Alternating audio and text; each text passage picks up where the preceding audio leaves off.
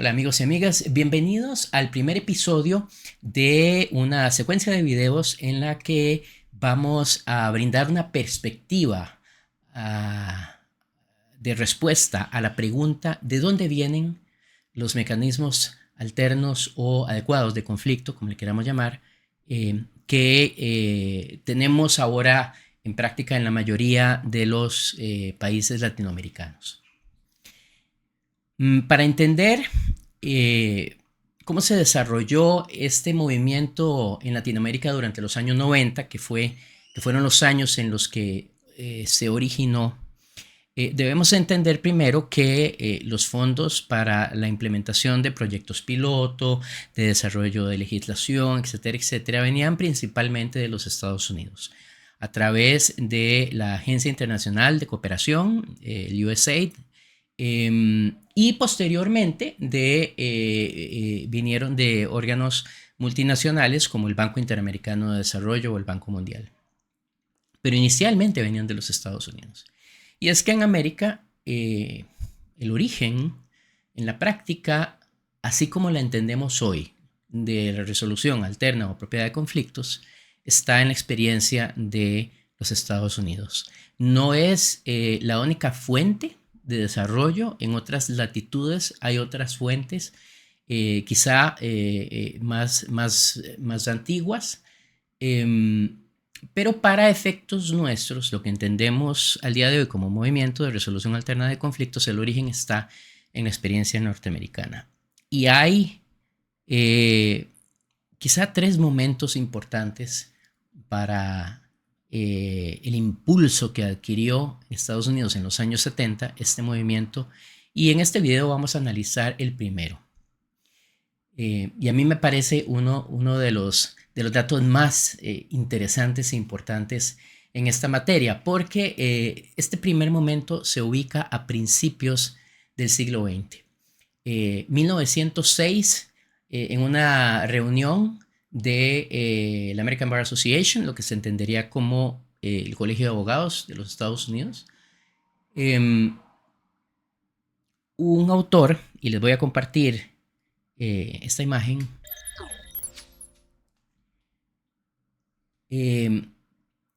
este autor, Roscoe Pound, que es el pionero de el análisis sociológico en el ámbito del derecho en los Estados Unidos. Él fue un jurista muy prominente de los Estados Unidos. Él, en esta reunión, presenta una ponencia que en su momento llamó causas de insatisfacción popular con la administración de justicia. Y ojo, de nuevo que estamos hablando de 1906 en aquel momento. Y aunque el sistema de common law, que es el que aplica en los Estados Unidos, es diferente al sistema de derecho civil que aplican en las legislaciones latinoamericanas, pongan atención al análisis que hace Roscoe Pound en relación a esta problemática de por qué las personas resultan insatisfechas con la administración de justicia. Y el primer punto que él señala es el del excesivo formalismo judicial y tecnicismo. Y aquí él básicamente lo que está diciendo es que el proceso judicial o el sistema fundamental de resolución social de conflictos en aquel momento le daba más peso a seguir la forma, a seguir la técnica judicial, que a valorar los casos en función de sus méritos y eclipsando entonces esos aspectos sustantivos de los conflictos que llegaban al Poder Judicial. Y les digo que pongan atención un poco a esto porque, por lo menos desde mi perspectiva, estas críticas que hace Roscoe Pound en 1906 perfectamente aplican al análisis crítico que podemos hacer hoy de nuestro sistema de administración de justicia. Entonces, este fue el primer punto que él señaló en su ponencia en aquel momento. El segundo punto que él señaló es el de el retraso en el proceso legal. Y aquí básicamente él señalaba que la velocidad a la cual se desarrollaba el proceso judicial que le daba esta prioridad a la forma, a la técnica, que es lenta en el proceso judicial, evitaba que las personas obtuvieran soluciones oportunas. De nuevo, estamos hablando de 1906. Imagínense esta discusión, que la hemos tenido muchas veces, al día de hoy, con la velocidad a la que se mueven las cosas. Pero ya desde aquel momento, el derecho, como lo señaló en algún momento Noah Monreal en su importante texto El derecho como obstáculo al cambio social, el derecho va demasiado lento frente a los cambios sociales. Y ahí hay argumentos a favor y argumentos en contra. Pero ciertamente es un problema crítico del sistema de administración de justicia que sobre las disputas que llegan, que supuestamente son las disputas más relevantes socialmente, el sistema brinda soluciones de manera tardía, a veces tan tardía que ya no tiene ningún efecto ni importancia en la realidad que se está juzgando. El siguiente punto sobre el que hizo análisis Roscoe Pound era el de los costos del litigio. Y él señalaba que este punto hacía que desde aquel entonces y posiblemente desde mucho antes, el derecho fuera o el litigio fuera una alternativa que en la realidad está solo a disposición de personas que cuenten con recursos, que cuenten con tiempo y que cuenten con recursos económicos para proveerse de la mejor asesoría posible, de las mejores herramientas para llevar adelante su proceso judicial. Y eso deja por fuera a una gran parte de la población, que inclusive con la aparición de los sistemas públicos de asesoría legal o de representación legal en juicio, sigue siendo este un problema patente que pues se ha discutido y se ha planteado como una de las razones para la existencia de los mecanismos de resolución alternativa o apropiada de conflictos. El siguiente aspecto que él señalaba es que el derecho, básicamente las normas legales, estaban muy desactualizadas a la hora de llegar a ser aplicadas. Y bueno, es que sabemos que el derecho cambia muy lentamente, como decíamos, va muy atrás de los cambios sociales en aquel momento, ni qué decir de lo que sucede al día de hoy. Y que eso lleva a ineficiencias y a descontento. Cuando uno lee esto, uno siente que Roscoe Pound estaba hablando de lo que íbamos a estar discutiendo en muchas ocasiones en el 2000, ahorita en el 2025. Y me parece una señal importante de alerta en el sentido que este es un tema que no puede seguirse dejando atrás.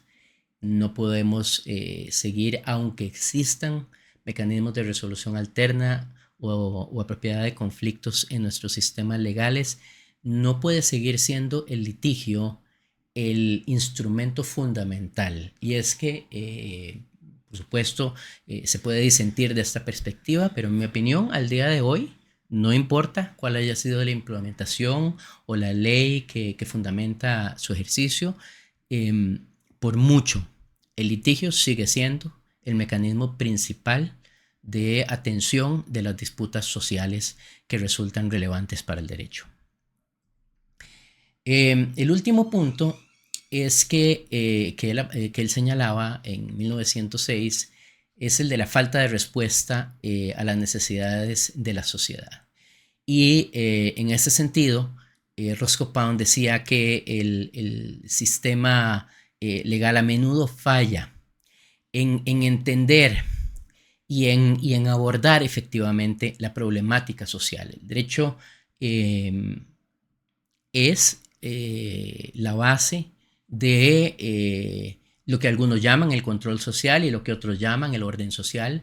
Como le queramos decir, es la base de la cohesión y la seguridad que cualquier persona puede tener en un contexto de convivencia. Por lo menos ese es el discurso, ¿sí? Podemos, y en otro video vamos a hablar de una perspectiva alterna que yo considero que es la más realista, pero digamos que en el discurso social, es en el derecho, es en el Estado del Derecho en el que encontramos esa seguridad, esa solidez y esa certidumbre en relación a nuestras relaciones sociales. Y Roscoe Pound señalaba que el derecho, antes que la innovación, antes que la constante adaptación a las necesidades sociales, prefería concentrarse en el pasado, en lo tradicional, en las cosas como habían sido siempre.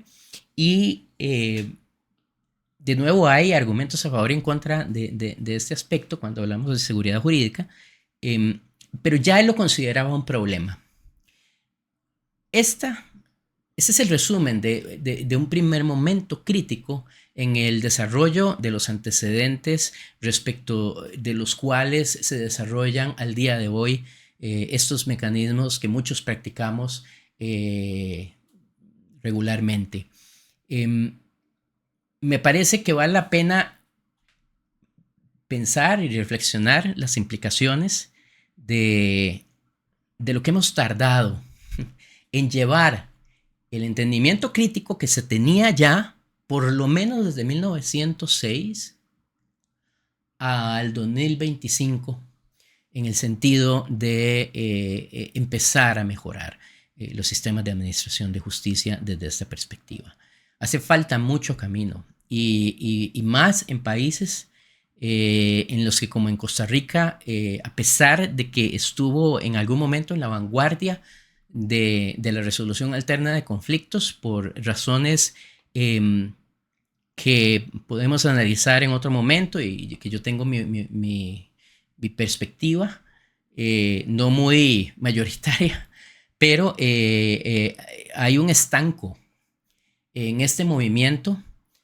Primero porque predominan a nivel social las estructuras competitivas, adversariales, donde se resuelven las cosas a través de algún tipo de enfrentamiento. No estoy hablando de la violencia exclusivamente, sino estoy hablando de la estructura de competencia que hay en un proceso judicial, en una estructura adversarial, donde dos personas,